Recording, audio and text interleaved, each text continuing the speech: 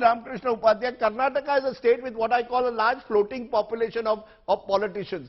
One in every of your six MLAs who won last time has won on more than one party.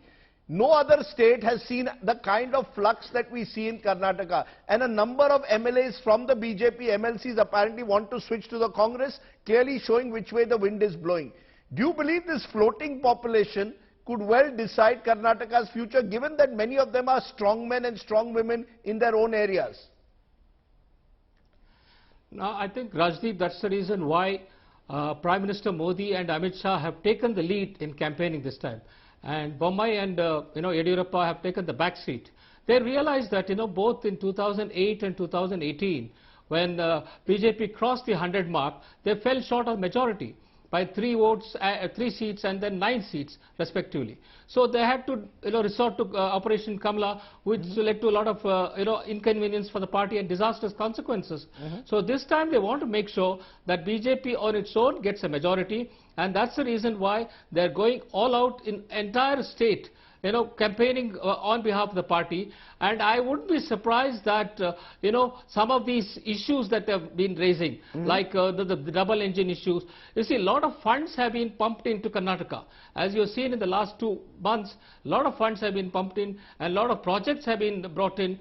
You take Bangalore-Mysore highway, or the projects that have been given to Mandya, or Bhadra irrigation project. So all these are being given as, people are being told that you elect BJP and you will get good governance. So you're saying that the project, you're saying the double engine factor could play a role. Aishwarya Madhav, I saw you raise your hand the moment he said Bangalore-Mysuru expressway. The fact is, Karnataka is increasingly urbanized.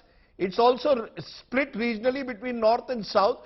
But will Bengaluru's 26 seats, for example, prove decisive? The sense that urban Karnataka, particularly with the BJP trying to polarize Hindu-Muslim, could become important.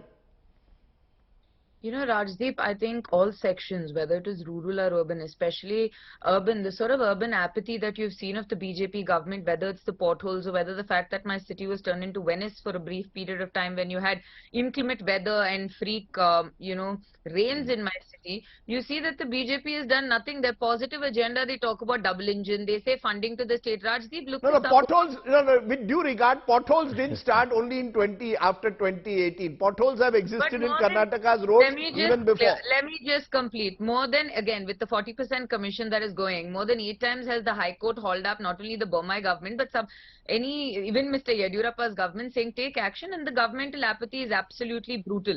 The other thing is, for all this idea of development, more than 45 to 48,000 crores earmarked for welfare schemes for the people of Karnataka went underutilized, and this is not me. This is literally the Vidhan Sauda Secretariat handing out this data. What development has happened? You are basically looking at a state that is run on commission. You have Madal Virupakshappa as a prime example of face of the pay BJP that seems to have become the plank for them. And it's not Congress, it is everybody talking about it, from seers of the communities they cater to school associations, to contractors associations, to even people providing cattle feed to the revered goshalas of the state. Captain Karthik, you're saying you've also used the word double engine more than once. It almost seems as if Mr. Modi has to come at the last moment to rescue a faltering government. I mean, he's inaugurating everything from a railway platform to an expressway in the last 2 months. For 5 years, you all don't do, it seems to me this is the Indian double engine model. For 3-4 years, nothing happens. Suddenly, in the last 2 months, when your government appears to be losing, the Prime Minister has called in even to inaugurate a railway platform in Dharwad. Is that double engine? Rajdeep, we were not there for 5 years. You must 4 years. Correct your facts. 4 years. And during those 4 years, 1.5 years or 2 years was because of the COVID pandemic. And secondly, he came to inaugurate just not a platform. He came to inaugurate world's longest platform. You must understand that he has not come to inaugurate just another platform. And the second part is, with due regard, the railway minister could do that. Yeah, he could have done it, but it's an election time. We are going to work on our strength, and we'll put the best vote catcher in the front. What is wrong in that? Okay. After all, we are going for elections. That's the one part. Secondly, Mr. Upadhyay was trying to mention few of the developmental activities that has happened in Karnataka, be it metro, be it helicopter unit, be it highways, you think of it. The amount of money that has been awarded for Karnataka in terms of quality infrastructure, it is unprecedented, and people have seen it.